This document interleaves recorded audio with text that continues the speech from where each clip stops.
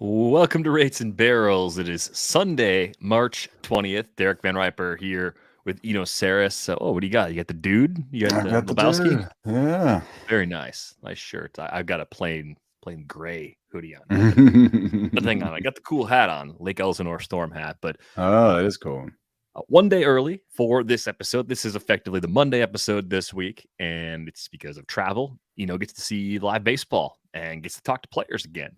So there's some travel coming up on Monday. So we want to get this episode out. Plus, I think in terms of news, there's more than enough news here to run through an entire episode anyway. So we're going to get caught up on things that have happened since we last spoke, including the most recent big free agent signing. We begin today with Trevor Story choosing the Red Sox. It is a 6-year, $140 million deal with an option for a 7th year.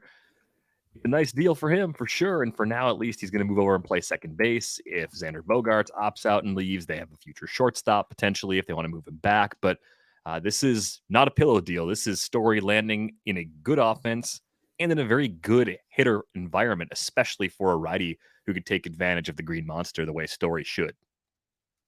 Dude, it's the same deal that Javier Baez got. I That's weird. think I would be a lot more comfortable with Story's offensive profile, even though The defense. Baez's defense might help him age a little better that way. I'd rather take the chance on Story's profile as just being good enough to get him to like that 5-win level a few more times before he starts to taper off again. I agree. Jeff Zimmerman had a rubric that was a quick and easy way to translate his stats, because if you look at sort of the base level analysis of, hey, his home splits away from Colorado, 241 average, he's a bum. I'm not sure that's true. I mean, we've talked about it on this podcast about the Coors hangover effect. So what happens is when you're at home in Colorado, you see a lot of fastballs because the breaking balls don't break as much. So you get used to the fastballs at home. And then when you go on the road, you're worse than expected on the road because you see all this junk. You see all these breaking balls that you don't see at home. And so if you do a 2 times the away plus 1 times the home split on Colorado players, Zimmerman has found that that's a decent way to translate. And in fact, it's kind of funny. It lines up almost exactly what he's projected to do. So I'm not really actually giving you much information beyond what you could just get looking at the translations. But if you want to know what it is, 2 times home and 1 times 2 times away and 1 times home for Trevor Story is 262, 330, 496. That's almost a direct match for his projections. So talking about a 260 hitter that's going to hit 27 to 20 to 30 homers and steal you 15 to 20 bags. Yeah, I think the Pretty good speed player. should hold up. It's still really good. The ADP, the weekend ADP from the NFBC is pick 37, right next to Marcus Semien, interestingly enough. And I think they get there in a similar way in terms of their 5x5 value. I think the situation in Boston in terms of supporting cast is better. I think straight up, I actually have a slight preference for Story, even though there's more, to me, there's a wider range of outcomes with Story. I think I'd be inclined to take on that risk, in part because I think you're getting those 20 steals to go with that power. And I think maybe the average projections still sell him a little bit short. I know Colorado boosts players in a significant way, but Fenway does that too for righties because of the monster. So I think it could be more like a 270, But it 275 does average this. for Story. It might be a higher batting average and lower homers because it actually does rob you from homers because it's so tall, but it creates hits because it's so close. It is interesting. I think I prefer Semien because of the strikeout rate. Also, one asterisk for Story that doesn't exist for Semien, which is injury. There is something going on with him a little bit. He's lost a lot of arm strength. And there's some question about his shoulder, I think, because of that arm strength that he's lost. Well, you got the 6-year deal, so hopefully, for the with him. sake of Boston, hopefully they're happy with what they see when they take a look at his arm. But the the resulting question always when you add a player like this to a depth chart is who loses? Like, what's the downside sort of adjustment? And I think it's less Kike Hernandez at second base, more Kike Hernandez in the outfield, and more Kike in the outfield probably means less Jarren Duran. Yeah, he's the big loser. Oh, it's a tough break for him because I think Duran Duran is an interesting steals. player. We wanted all the steals. Yeah, late speed is hard to find, but I don't know. In the outfield right now, I guess the way they're built, it's Verdugo, some combination of Kike and Duran. If Duran plays well, he's a lefty. Kike's a righty, so the platoon would eventually favor Duran if he earns the opportunity. And they're currently lined up to play Jackie Bradley Jr. a lot, so maybe it's not as bad for now unless they add another outfielder. That seems like it'd be on the table.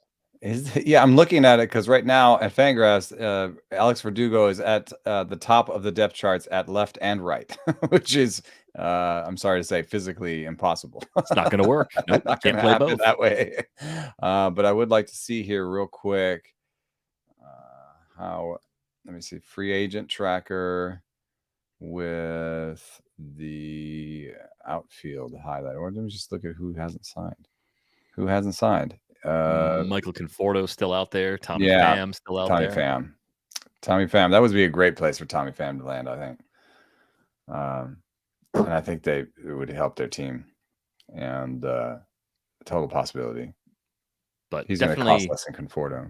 A slight hit for now for Duran, but a bigger hit would come if they add yet another outfielder to the mix. Basically a replacement for Hunter Renfroe. I know JBJ going back, maybe they think they can get him on track again, and that's totally possible. And with his defense, they'd be inclined to play him a lot if they can fix him as a hitter, but no guarantees at this point, just given how much of a collapse we saw in 2021. It wasn't just Story this weekend. Carlos Correa picked a new team as well, and he heads to Minnesota, which I think if you gave me 7 or 8 guesses at the beginning of the offseason as to where Carlos Correa was going to go, Minnesota was not going to be in that group of 7 or 8. I guess maybe the possibility of this happening became a long shot sort of reality once they made their moves earlier in the week. And then there was that report that they were interested in Trevor Story. If you're interested in Story, then you're interested in Correa. Turns out they get Correa. Interesting deal. They're on a 3-year, $105.3 million deal, but there are opt-outs at the end of each season, right? So he can choose to go back into free agency at any time if he comes through and has a monster year in 2022 or in 2023. I mean, I think kudos to the Twins front office for having the mental flexibility to not just, they were obviously clearing and everyone said, oh, they're going for Story, and they were going for Story. But at some point, the Story price got so high that they said, well, if we've already, dedicated this much space, why don't we get the better player? And there might be people who doubt that Correa is a better player, but I just think his combination of patience, contact, ability to barrel the ball, and defense without any of that sort of shoulder arm strength questions, I do think Correa is the better real life baseball player, if maybe not the better fantasy player. Right. I think the lack of stolen bases gets most people to firmly prefer Story to Correa in our game, but from a real life perspective, I think you laid it out perfectly. It's interesting that the first 2 picks now from the 2012 draft are teammates, with Correa and Byron Buxton playing together in Minnesota. The depth chart for the Twins, I don't think there's as much of a loser here, just because we knew there was a large share of playing time available. I would assume this puts Luis Arias back into his super utility role, whereas previously you could look at the infield and say, well, he's got to play every day if they don't add somebody, at least until they start bringing some young guys up. Now I think it's a lot easier to see him either sharing third base with Gio Urshela or even just moving around and giving everybody a day off here and there at various infield spots. Yeah, I'm interested to see what happens with Jose Miranda. There were times when he seemed, really close to the big leagues, and times where he seemed further away in the same offseason. His stock has gone up and down.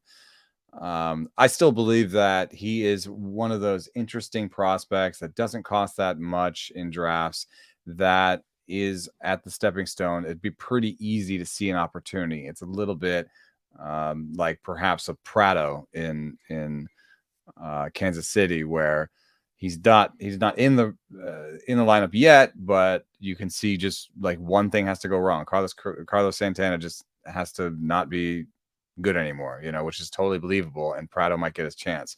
I think here the case is Urshela, I think offensively is fungible. So like if he takes a step back offensively, I could see them wanting more from that position. But then it's just he's also Miranda's one injury away. Polanco gets injured, Urshela gets injured, Miranda's up. It's interesting that there are some depth charts where there's one clear-cut player who gets the bulk of the time if any one of 5 or 6 guys at its various positions gets hurt. With the Dodgers, it's Gavin Lux. With the Twins, I think it is Miranda. I think he'd be that guy at this point. I mean, Royce it could Lewis be could be that Arise, guy. but I think there'd still be this opening where Arise goes to third, and then they'd have to call up Miranda to back up third and second, Right, and they'd want to play him if he's up. They're not going to just exactly use him once a week. If he's on the roster, they're going to want to see what he can do with the opportunities. Have to think that the rumors of the Twins being interested in adding a starter are legit. yeah. The A's seem like a great potential fit, but Frankie Montas, with years of control left still beyond this season, I think is a great fit, and maybe one of their major league ready position players would be a way to get that deal done. This could be a situation that gets resolved by a trade at any moment. I've got the window open just in case we get some Sunday afternoon breaking news. You just never know. Yeah. But I think one more starter is still a priority addition for the Twins. If you've gone this far, you might as well go all the way in and try to make a run to win that AL Central this year. Yeah, I hate to say it because it seems kind of Asian, but Brent Rooker is 27 years old, strikes out too much, but barrels the ball really well. That's the kind of thing that the A's, I think, would consider as part of the package. Yeah, they could even go that route. It might not take Royce Lewis or Austin Martin or even Jose Miranda to get a deal done. It might take just a combination of players a bit further down. We've seen them take the quantity back several times. Yeah, and they haven't really gotten top end talent according to public prospect lists. So I could see them doing something like that again. Maybe it's a little bit more tilted towards the pitching side, and they get Balazovic or something like that. But there's definitely seems to be a deal to be made here. Sonny Gray and hope for rain is not a plan, I don't think. No, there's probably an injured pitching prospect that the Twins have that the A's like. So oh my God. Start there with who would be going back in the return. So if you're waiting for Royce Lewis or Austin Martin or Miranda to get the chance in Minnesota, don't worry. It could still happen because it's probably an injured pitcher that's going the other way. The Phillies made 2 moves since you and I last spoke, spending a lot of money on guys that can hit and maybe guys that aren't necessarily known for their defense. Hey, but it's fun. It's fun to get guys that can go out there and this mash. Is a close to a murderer's row. I could, especially if Bohm comes forward this year. Yeah, and now at this point, Bohm is just an extra guy. So if he does hit, it's just gravy. But Nick Castellanos and Kyle Schwarber both go to the Phillies. I could not have concocted a scenario in which this happened. If you said, "What? Give me your wildest offseason scenario for the Phillies," would not have even gone down this road as one of those outcomes. It changes a lot about the look of their offense. I think if there's flaws with the bullpen, flaws with the defense, they can out hit a lot of those flaws when everybody's healthy in this lineup. Yeah, it's crazy. The Bat X said that the Phillies are the second best team in the big leagues. I don't know. That doesn't quite jive with my non-mathematical, appraisal of the situation. Doesn't align with your gut? Yeah, it doesn't align with my gut. And it also doesn't align with the Fangraphs projected standings, which have them 7th with 88 wins. But I have to say, that's one of the better projections I've seen for the Phillies in the last few years. It's one of the better teams. They definitely improved that bullpen where, I think Knebel is the closer, but when in Alvarado, Familia, Hand, and even Coonrod, I think they've got guys that could close if it's not Knebel. And They've got a lot of stuff without any command in that bullpen. So it could really go either way, I think. But it's good to bet on stuff. There's got some undervalued guys in the rotation in Nola, I think, and Gibson. Wheeler is throwing again. I did draft an OC on Friday and took Wheeler as my first pitcher, I think, in the third or fourth round. The thing that my read on the situation was, it was him and the Zach Gallen thing. Like, I don't want to overreact to it, because what they said was, I had some shoulder soreness over the lockdown, over the lockout. And they don't seem to be reporting it in the present, and they're both throwing in the present. So I'm choosing to be like a little bit optimistic about those situations versus like a Jack Flaherty who's shut down, Right. So we'll see if I got a discount on Wheeler or if I hurt myself with that pick. But I think that Wheeler could actually represent a little bit of a value right now. Well, when you look at the first two players we talked about today with Story and Correa, I don't think a lot has changed about their value relative to draft market expectations. Maybe Story creeps up a little bit. I think with Correa, it's going from a great lineup in Houston to a pretty good one in Minnesota, going from a park that has, the friendly Crawford boxes for a righty. You pull the ball, of course, you're going to be rewarded for that, to one in Minnesota where you've seen right-handed pull power get rewarded in recent years, kind of going back even to Brian Dozier. I do think with both Castellanos and Schwarber, we're going to see some ADP helium kicking in, because Citizens Bank Ballpark is very hitter friendly, and the quality of this lineup is something people are absolutely taking note of. You mentioned the bad X projections.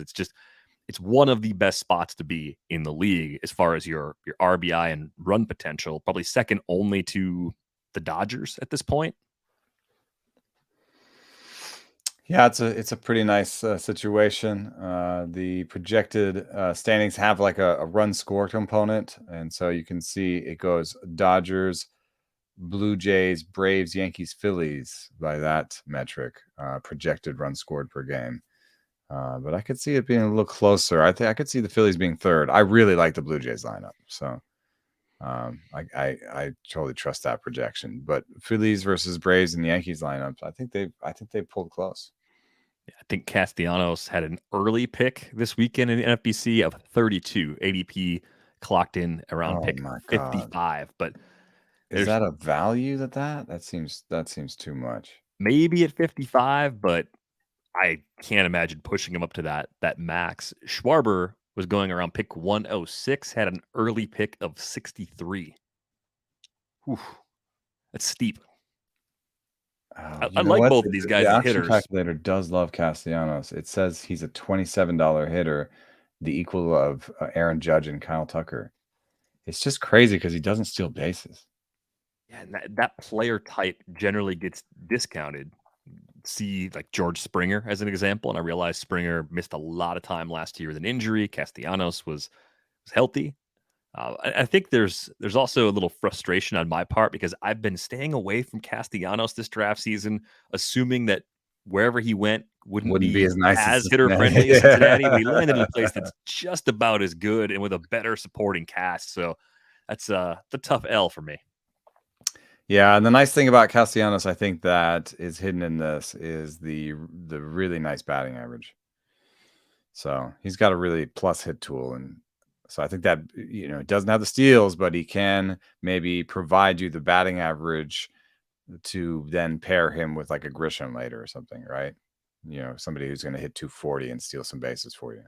So ADP, would you rather Castellanos for you over George Springer?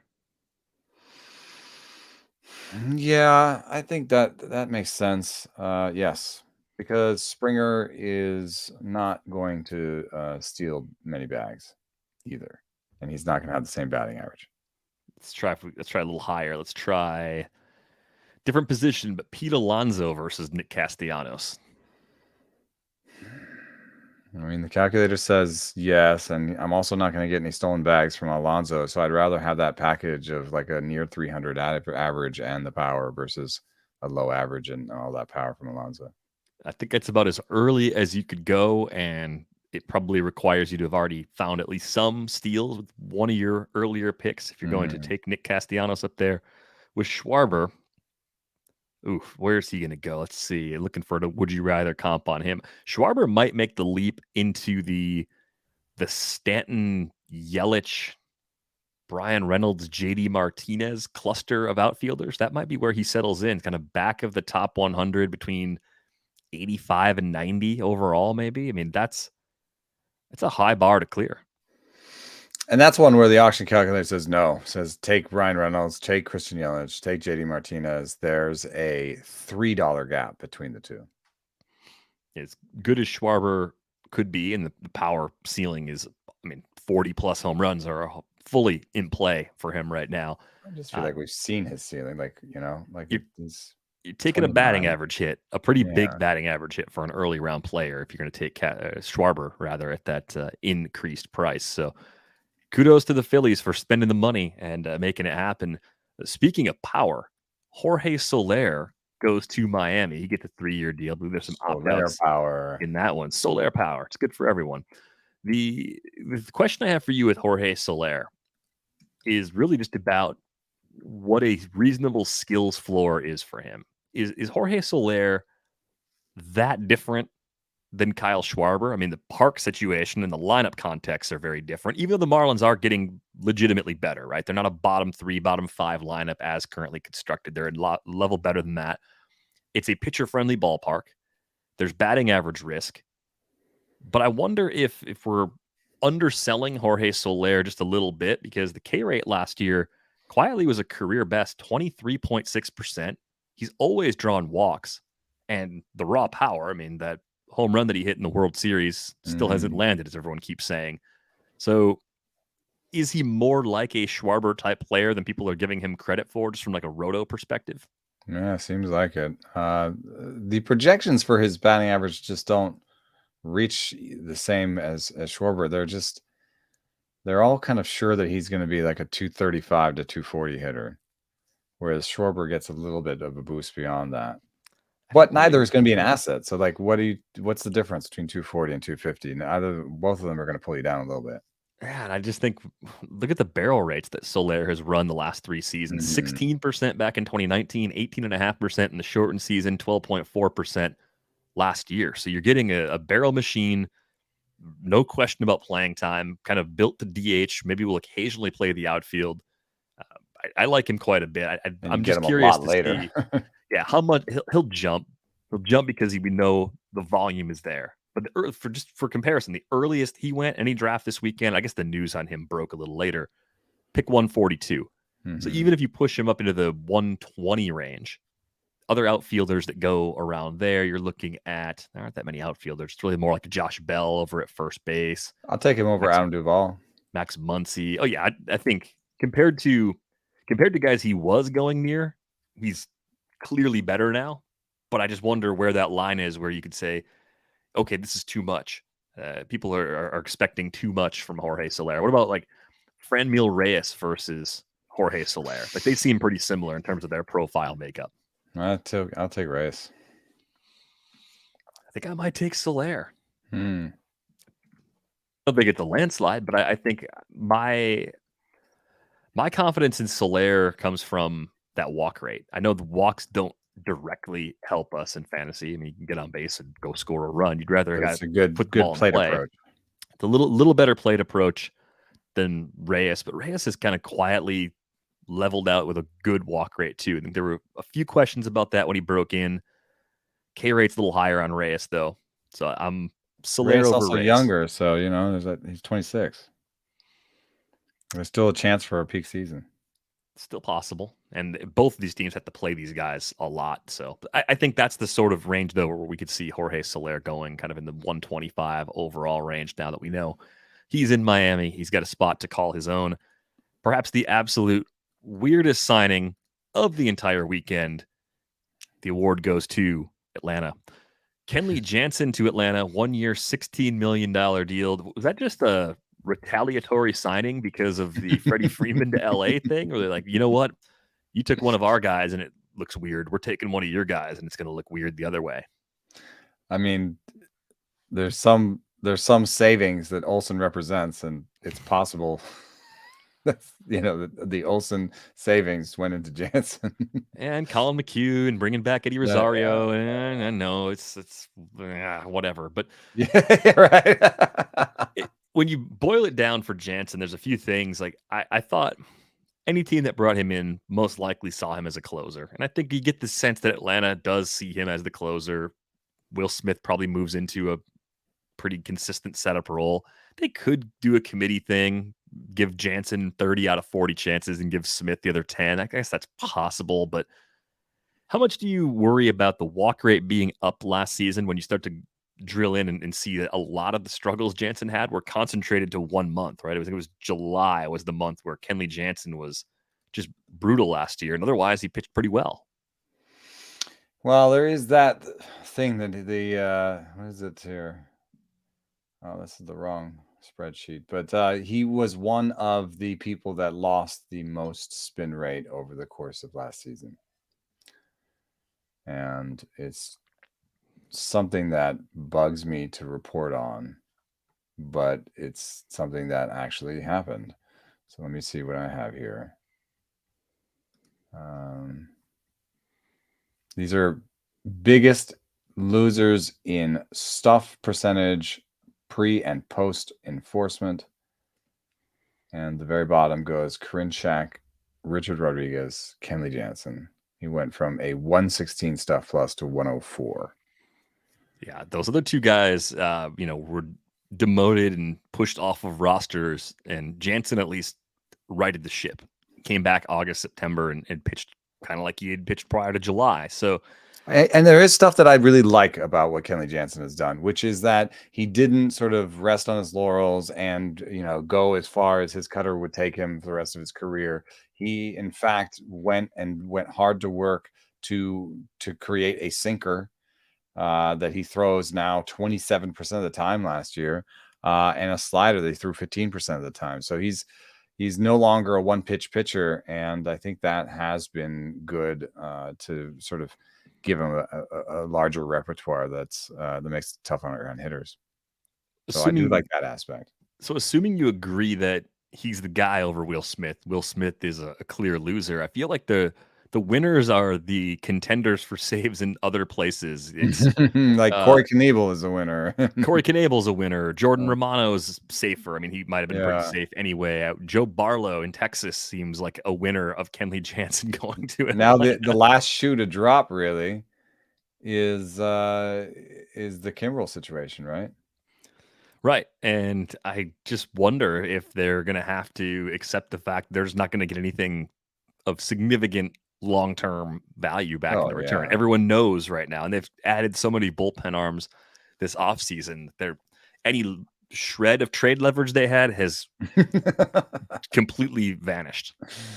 Yeah, they're hoping to get somebody that fits their team, I think, at this point. I think that's about it, even if it's on a 1-year deal. Even after losing Nick Madrigal.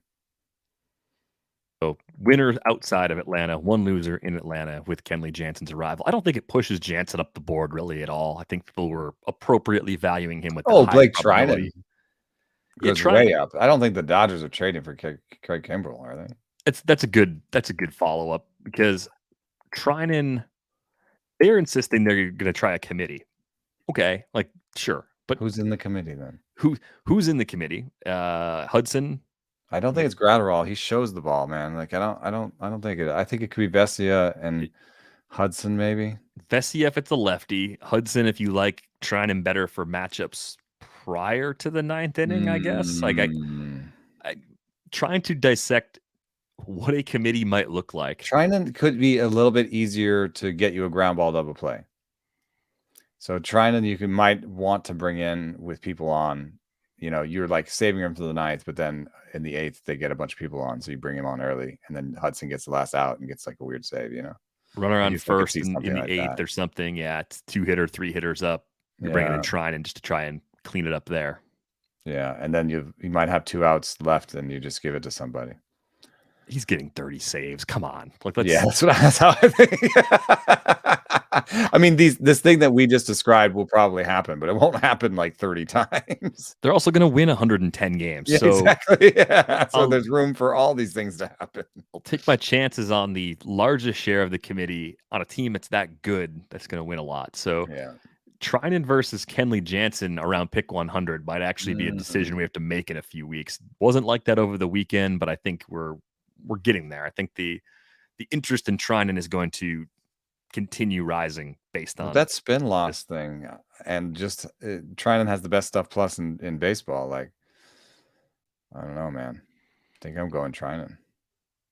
Trinan versus Jordan Romano. Who would you take? Well, it's closer now. I've been taking Romano because I thought the job was safer. It's closer now. I still want that Kimbrel shoe to drop, though. I'd love to see it. I think we may have to wait until the season starts for a team to actually trade for him. Jeez, I'm so sorry. Rick Hahn is pooping his pants right now. He'll be fine.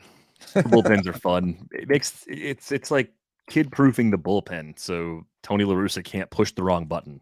They make them all good. Yeah, if the whole bullpen is good, you can't make a bad tactical decision with your bullpen. I think that's a good hack. Luke Voit is now a San Diego Padre. Works out great. They were not built for the universal DH, as we've discussed before. Mm-hmm. If they were to finally part ways with Eric Hosmer at some point during the season, there's not really any indication that they're going to do that anytime soon. But if they were, they could play Voit at first and go back to floating the DH.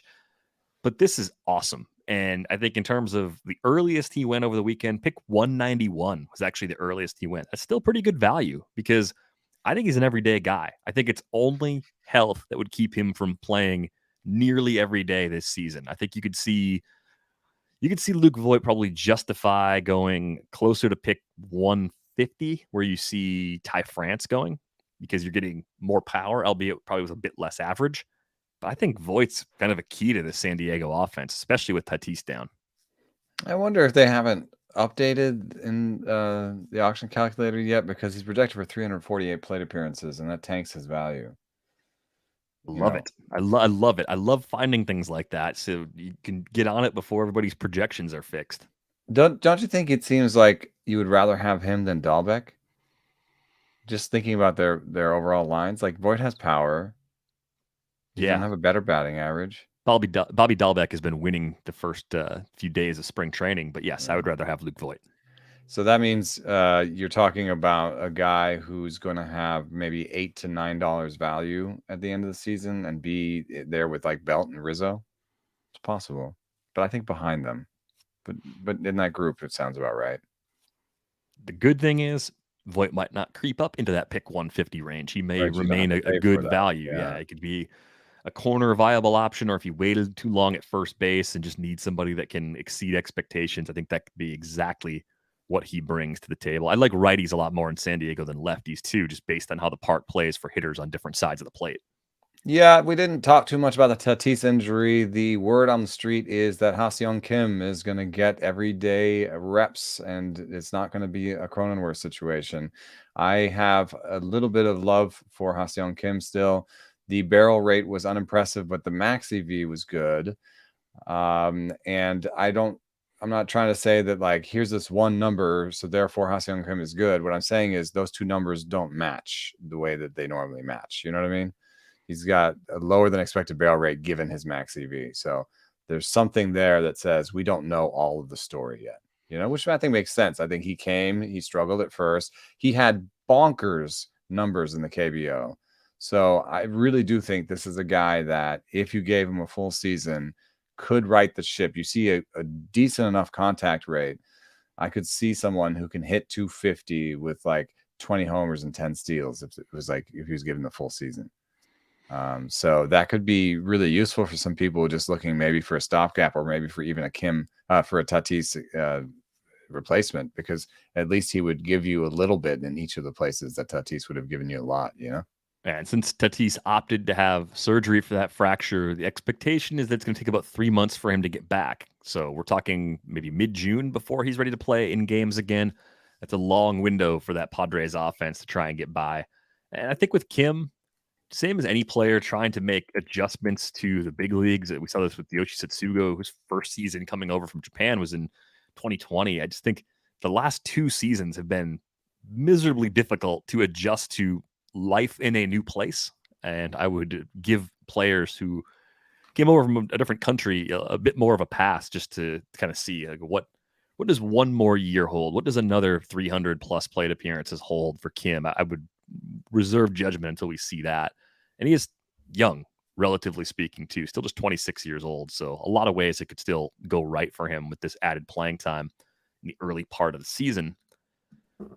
Tyler Anderson ended up in the Dodgers rotation mix over the weekend. I know you liked Anderson a bit last year, and I think anytime we either have a depth guy that ends up with the Dodgers or even someone like Andrew Heaney who they go out and get right away, it kind of turns on the bat signal, so to speak, where you say, I wonder what they see in him. I wonder what they like about him as well. They seem to understand what they're doing when it comes to finding pitching on the scrap heap. So 1 year, $8 million to Tyler Anderson. No guarantees about an early season rotation spot, but another guy that could certainly give them bulk if they need it.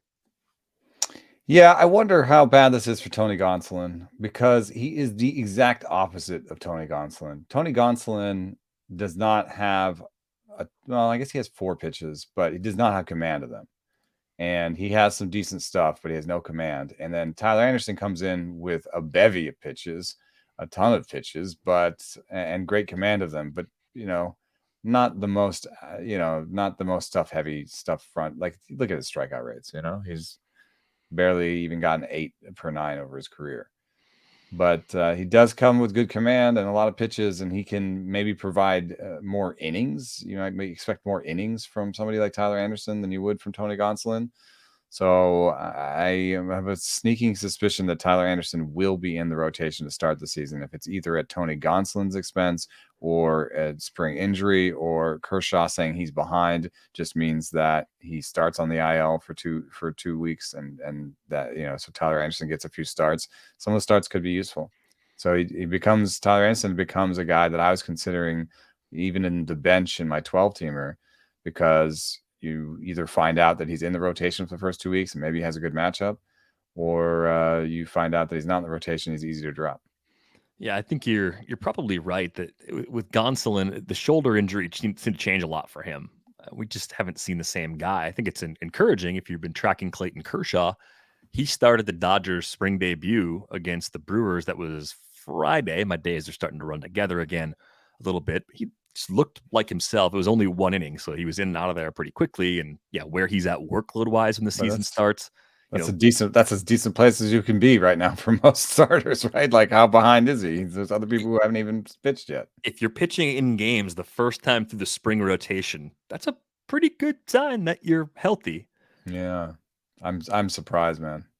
Well, I think with the Dodgers too, the elephant in the room, and I just hate talking about him in general because I rarely have anything to actually add to the conversation, mostly because Major League Baseball keeps kicking the can down the road. The Dodgers don't say anything. And it's, of course, it's Trevor Bauer. His administrative leave was extended through April 16th. So he's going to be the first player ever to go to basically appeal a suspension like this. He's going to fight it all the way. Right. I think that's very clear when you see, first off, how he publicly reacted and celebrated Deshaun Watson getting a record-breaking deal from the Browns on Friday. If I sound like I'm struggling to find the words, I'm blown away that this is the path we're going down. Just from the wow, like the league. I don't think the league ever expected a player to do something like this and then take this time, fight it this way. Yeah.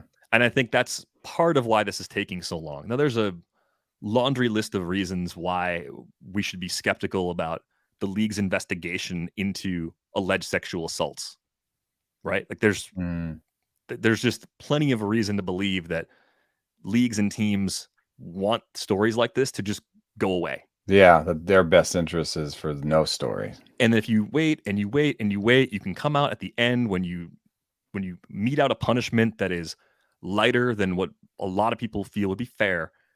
You can say, well, we took a lot of time to look into this, and you can be vague about what you did because you And don't what have you found. you don't have to share the details of how you investigated the story. You don't have to share the details of what you actually found while you were investigating the story. So all of that is just taking a horrible situation and making it take even longer. I have no idea if we're going to see him pitch in a game again this year. I don't want to see Trevor Bauer pitch in a game ever again. I honestly, the rest of my life would be better if I never saw him pitch in a game again. But I think I'm finally old enough to know I've seen enough horrible situations like this across sports as an adult to understand that it's probably not going to play out that way. So when we get a resolution, I don't know. I think he's a lock to pitch this season. Right. And it's just awful. Like I'm not okay with that. There's nothing I can do about it, but I'm not okay with it. Yeah. So let's do a hard transition segue. Let's get out of this one. Zoom. Yeah, I didn't know what the sound. I mean, it's like that situation sucks. Period. There's nothing. I have nothing else to say right now. And next, do the right thing, MLB. Even though I know you won't. Or the Dodgers. You're not powerless in this situation either, but you'll pretend like you are. Drew Smyly has signed with the Cubs. They do have a type, the Cubs. They continue to add these softer tossing guys, but Smyly throws pretty hard for a Cub. So I think he's interesting because Wade Miley's behind schedule. And I would say they had an unsettled spot in the back of their rotation anyway. Now, we saw it over mostly a starter's workload from Smyly last year in Atlanta. 29 appearances, 23 were starts, 4.48 ERA, 137 whip. Maybe it's just bad ratios and cheap strikeouts, but I do think a guy with a home run issue pitching half his games at Wrigley Field could actually be a pretty useful streamer, especially in the NL Central. And early in the season, colder. There is something with Wrigley where you have to stay on top of the way the wind is going, and I don't know exactly where that information is parsed out, but it's out there for you to be found. So I do think that it really matters which way the wind is blowing in Wrigley, and Smyly could be a really good play on days when it's blowing in. I also think he is in the rotation, man. I mean, if Miley's behind and Alzolay's out for 2 months, they said, which has surprisingly hurt me. I think it might be Smyly and Brolt at the end there. Stephen Brault, kind of the competition. Probably the loser hangs around as a long reliever. Justin Steele maybe quietly emerging to be an option for the Cubs to begin the season. It also means as well. that Alec Mills is like a guarantee. Seems like I think he's got to earn the spot. Yeah, I think so. Well, look at this. Manager David Ross said Miles has secured a spot in the Cubs opening day rotation pending further additions to the roster. Now, he said that on the 15th. Now, when did they sign? They said that before they signed Smyly. Oh, everything changes now. We got Drew Smyly. Right. But keep an eye on the Miley situation, too, because if he's a little behind schedule, that could temporarily open up a spot. I still think the Cubs, for the number of people they've added to the roster, they're better. Still not that good, though. But they're still going to have like a very average team if everything hits. They are full on playing the middle right now. Their bullpen has so much dark green ink in it, which on Roster Resource, I'm referring to players that have signed as free agents or were acquired. Oh, it's all one-year deals, too. It's amazing. I almost want to write about this. They signed Chris Martin, David Robertson, Michael Givens, Daniel Norris, and Jesse Chavez all to one-year deals. I love it. It's beautiful. It's crazy. None of those guys were at the top of the market either. It gives me Giants vibes. Giants vibes, yeah. It's like their spin on what. Oh God, it totally is Giants vibes because they got VR to play third. They already had Patrick Wisdom, so they're like, we got VR to play 3 different plays. It's totally Giants vibey. Oh my God. Yep. Oh yeah, Nico Horner's got options. I guess I bet they're going to use those this year. Yeah. Clint Frazier's still got options left, and they might have to use those at some point. 5, 5, 5, 5, 5. Yep. Oh, Ian Happ's even got options. Wow. Let's see if we can use that. Don't go that far with it, please. Cubs. Don't be jerks about it. Michael Pineda landed with the Tigers. It sounded like he's a little behind. I was trying to figure out if it was because of any sort of injury or if it was just because of the timing of arriving into camp a little bit later. Yeah, just a late start. I guess an issue with his work visa. So May he not is be in ready for his Florida. first turn in the rotation due to getting a late start and an issue with his work visa. Maybe misses a turn or two in the rotation. I don't know if we really can assume he would miss any more than that right now. We know the issues with Michael Pineda at this point. It's The home runs. homers. Right, the control is fine. The strikeout rate's a little lower than you'd like it to be. But this is a good landing place for him then. And if Mhm. they need him in the rotation, if they're gonna play him in the rotation, I think he's a wait and see, but it's like an early AL only fab run, sneaky $2, put him in my rotation kind of thing. And maybe even for 15-team mixers, the first time he is in the rotation, once he's ready to go, you're not necessarily drafting him and waiting a couple of weeks, but you might pick him up and you might be surprised with a good stretch of schedule what he's able to do. I think he's in their starting five. Basically, what it comes down to, if they're going to go Erod, Scooble Mize, and Manning, which is Manning pitching well to keep that spot. If that's their first four, there's one spot left for Pineda, Willie Peralta, Chase Anderson, and Drew Hutchison. That's easily Pineda's spot. He's got the inside track, even though I think the Willie Peralta resurgence last year is good enough to get him on the roster. Anderson is close. Anderson could push him. I mean, it could be Anderson versus Pineda. But I would give the edge to Pineda there. I'd give Pineda the edge over Peralta. I'd probably give Tyler Alexander the edge over Chase Anderson and Drew Hutchison, too, if you're trying to figure out who's going to stick around as the long reliever. He does have the added benefit of being left-handed. Seems to be a good thing in baseball to be left-handed. I think, and especially if you're going to keep an extra guy around and that can be between the bullpen and the rotation, having them be left-handed, I think is pretty good. Other smaller signings to get to, the Rangers adding a couple of players. I think they had added Brad Miller the last time we spoke. I don't know if we talked much about it. They also added. We said he's the guy who's going to play third. Yeah, Matt Carpenter also there trying to get one last summer in the sun. Yeah, and I know people who think that there's Matt Carpenter is one tweak away from rediscovering some of his brilliance. Here's a guy that does have good plate discipline and has been barreling the ball for years, and it's a little bit intriguing to me to hear this idea that he could be a tweak away. It's a little bit rough to like try to squeeze Carpenter and Miller on this roster. I suppose maybe then Miller would be the DH and Carpenter would be the starting third baseman. And then the big loser would be Willie Calhoun, who would then be in a full battle with Nick Solak maybe for a position. It's weird that the Rangers have quickly become a team with the offseason they had where you can start to say they might have too many useful bats, at least at the bottom part of the roster. It's not top to bottom 1 through 9, some kind of great American League lineup, but at least they have good players who aren't guaranteed playing time. That is a big step forward from them compared to where they were this time last year. Yeah, that's true. And we've liked Andy Banez on this podcast, and he's sort of back into, having to sort of play his way past some veterans to get playing time again. Yeah, how much can they punt on third base defense? That's the question that comes into this with fewer Miller and balls in Carpenter. play every year, and with the shift. Didn't think we'd see Matt Carpenter playing third base again, but hey, sometimes things work out that way. Colin Moran landed in Cincinnati, part of their shuffle. Big side platoon DH now that they've opened up some playing time. Yeah, that seems plausible. I mean, he's also leaving one of the worst parks, so there's going to be some park-related papering over. Projections say he's basically slightly below league average bat. I don't know. As a lefty batter, I could see them getting more use of it than that. Aquino is a righty, right? Yep. It seems weird to make Aristides Aquino on this team, this kind of rebuilding team, this younger player, to make him the small side platoon DH. But Aquino is a flawed player too, so it's not like they're wasting, a real shot at superstardom. I mean, it did seem like that at first when Aquino came up. Like, remember that was pretty nutty.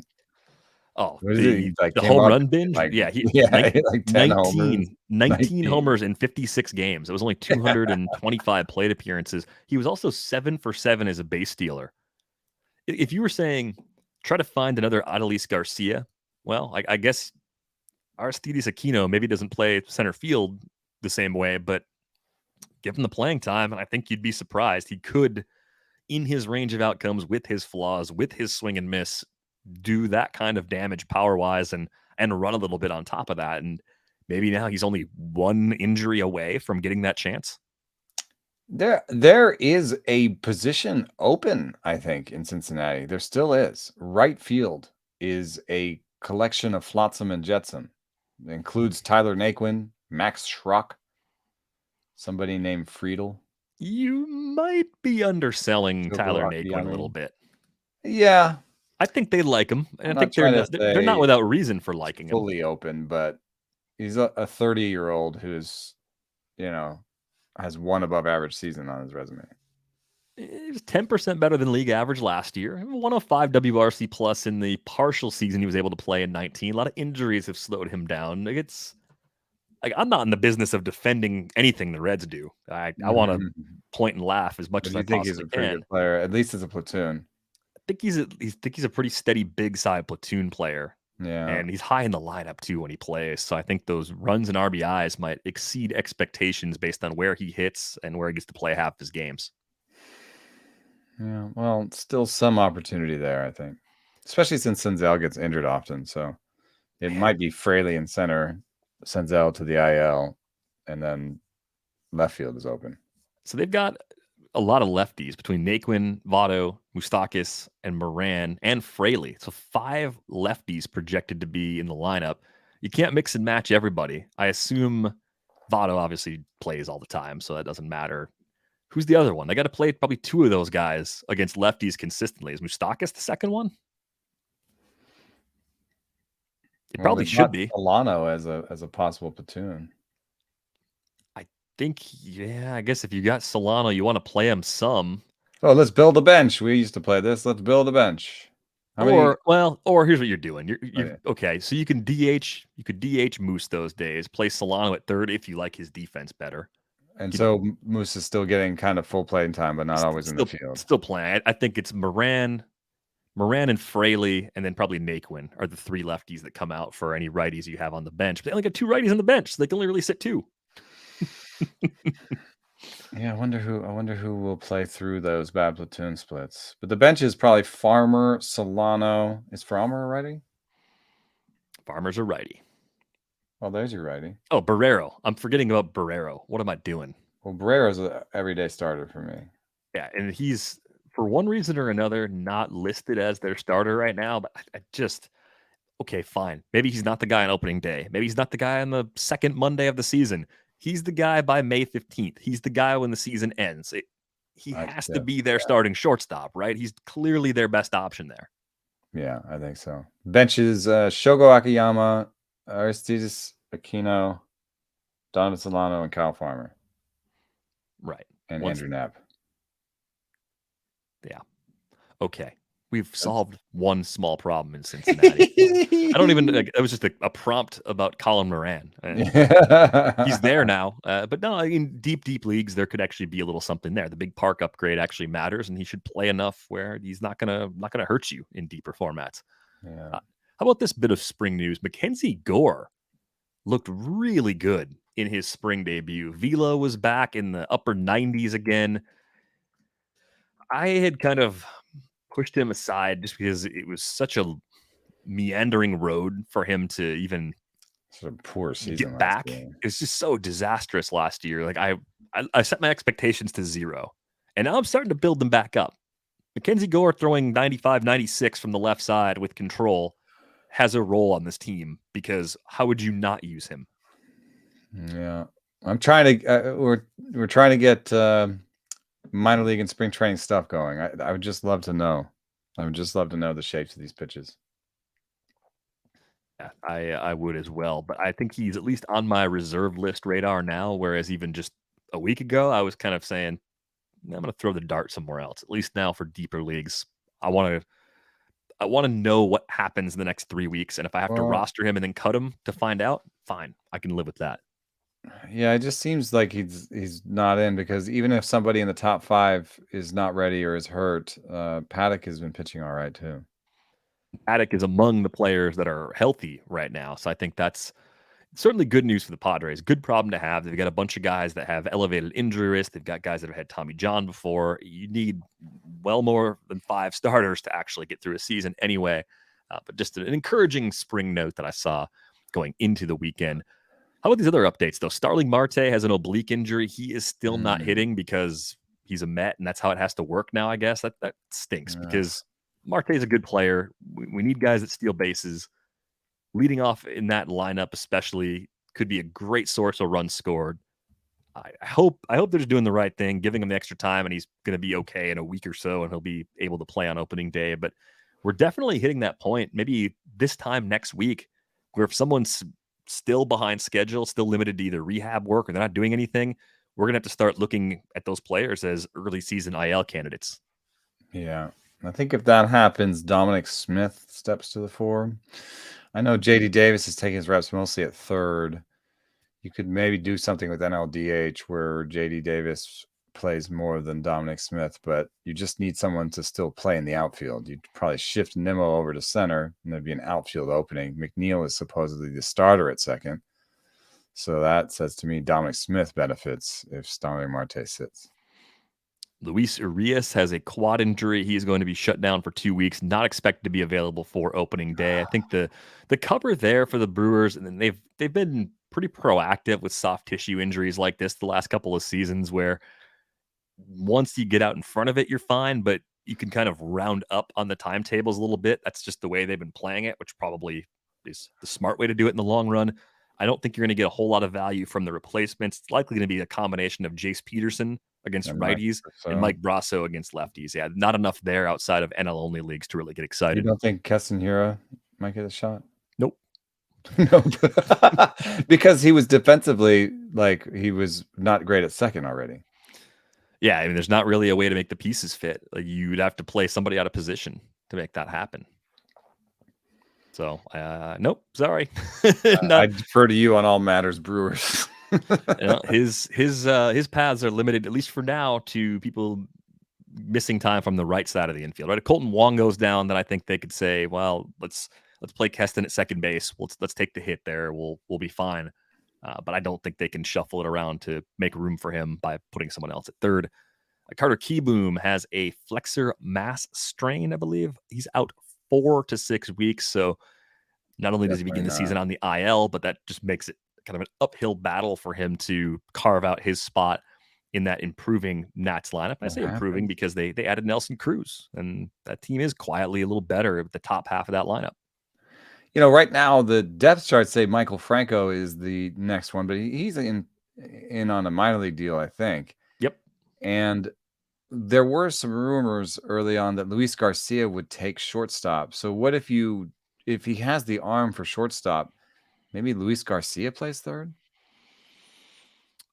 You could do that, or you could makes the team, or just let Garcia play the position that you expect him to play for longest. Let him play short and move Escobar over third. Yeah.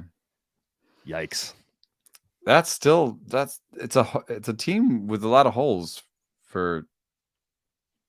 I don't know. It's a team with a lot of holes, I guess. I don't know for what, for expectations. I don't know. Like you have one of the 3 best players in baseball on your squad, and now that one person got hurt, you're wondering how are we even going to cover that?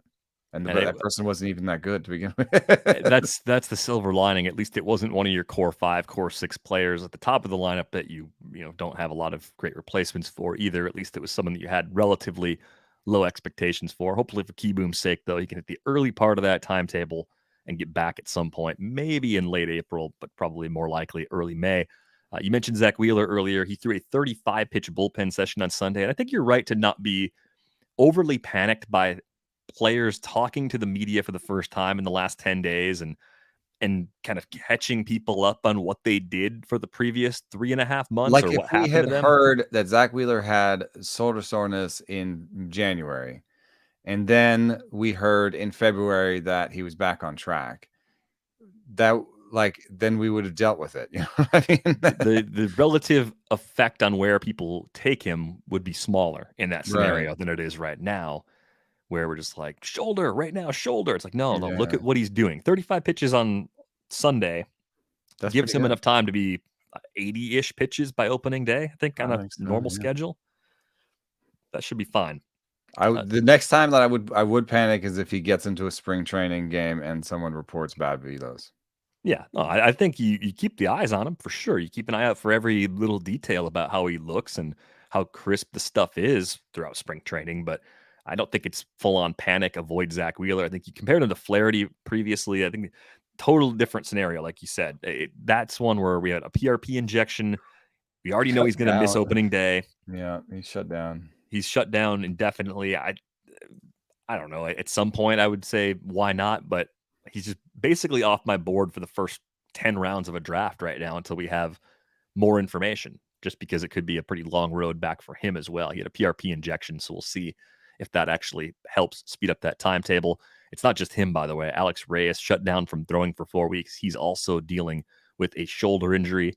We did get some more updates on Lucas Sims. Lucas Sims is behind the Reds' other pitchers and is likely out for opening day. So yeah, Art Warren's season is upon us. And a little prediction for the last kind of couple dominoes here. I would say Manaea to the Cardinals, Montas to the Twins, Kimbrel to, what do you think? Kimbrel's staying right where he is for a little while. Yeah, you think he's going to open? Oh, God. He's going to stay right there. Oh, God. Where would he go otherwise? He could go to, like, the Padres. They could surprise. They've traded for Kimbrel before. I think once you've done that, you don't do it a second time. The Royals, could the Royals surprise? They've been doing some weird stuff. They, to me, seem more likely to add another starter than to spend resources adding one reliever. But I've been wildly wrong about transaction stuff like this before. I could still see the Giants doing some sort of vulture thing, where like they're like, yeah, we'll take Kimbrel off your hands. You don't have to pay any of the money. We'll give you this guy an A-ball. Yeah, that could definitely happen. Do you want to bone? That's about what they would get back. And actually, that might actually be an interesting fit. Could that be an interesting fit? Help them with their second base situation a little bit? Yeah, because, well, they've got Larry Garcia already. But maybe Dubon has options, so that gives them depth there. They can move up and down.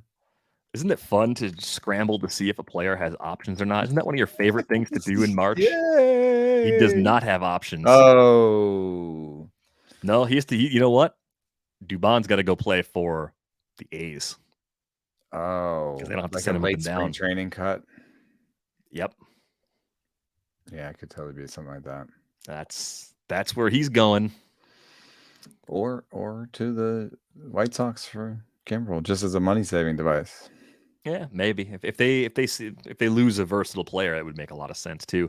Noah Syndergaard throwing without restrictions this spring. Does that change anything for you as far as your estimation? I have shares, dude. I have You're in whatever the approved nomenclature is. I have exposure. Although that sounds weird too. I have exposure to Noah Syndergaard. No, I did not expose myself to Noah Syndergaard. You've drafted Noah Syndergaard on multiple teams. There you go. It's a little more wordy, but I'm pretty sure it's just a very simple way to explain what you're doing without like turning players. I've drafted him a bunch because he ends up like being my first bench starter, and I'm like, that's awesome. I love that.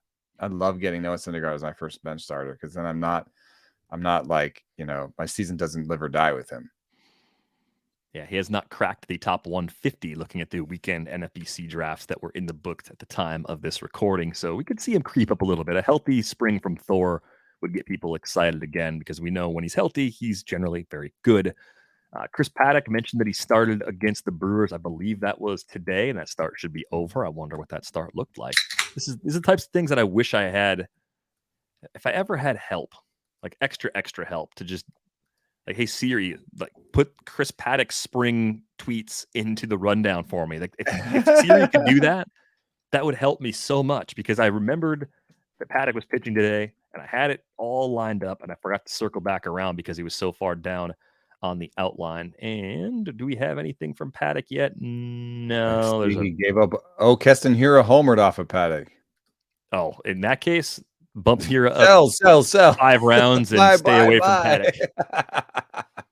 I don't know if that's actually fair to anyone involved in the situation. I just thought it was a good thing that Paddock was actually even pitching today, because he was a mystery box player as far as where he was going to be at when spring training started, and that he's pitching the first time through. That at least gives him a chance at being good to go for opening day. Yeah, good health news. Yeah, at least in the relative sense. But yeah, you're right. Yep, nothing else other than that right now from the verified sources. We did it. We did it. Made it through another rundown. Oh yeah, and Yanni Chirinos moved to the 60-day IL. That makes me a little sad, but he had a setback late in September, I think, where he's trying to come back from his second TJ or something, and then he fractured his elbow throwing the ball, which I just don't want to know more about. It sounds like it hurts a lot. Yeah. Disappointing for sure.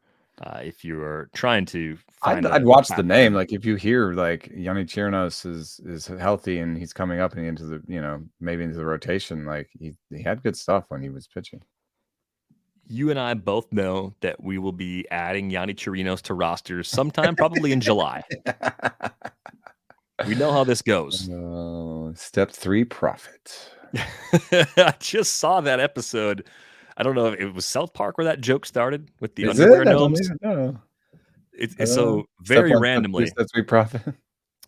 So there were underwear gnomes taking all the underwear in South Park, because why wouldn't there be? So of course the kids go to the cave where the gnomes are, and the kids are trying to find out, like, well, what are you going to do with all of our underpants? And the gnomes explain it. Step 1, collect the underpants. Step 2, question mark. Step 3, profit. That must be where it came from. That's like season 2 of South Park is late 90s. So I think that could be the original place of that joke. But hopefully we've done our job entertaining you in some way on this episode and catching you up with all the things that have happened.